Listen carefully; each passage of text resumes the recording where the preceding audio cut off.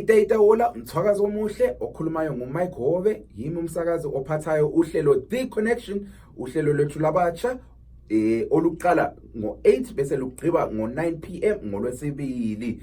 Ngithanda ukuthatha leli thuba ukuthi ngilinxuse lonke ukuthi sihlangane kuhlelo ngo-8 ntambama. Namhla kuhlelo sikhangela umhlangano omkhulu owe-MDC Congress owenziwe ngalimpela viki edluleyo. Saba silethuba lokuxoxa labatsha abanqobileyo kulumhlangano mayelana ngelakusasa lebandla eliphikisayo ibandla le-MDC njalo elakusasa leliswe.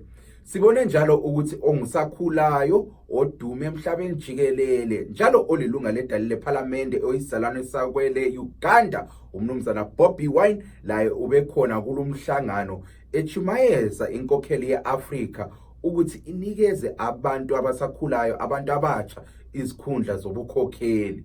Abatsha libona njani lindaba?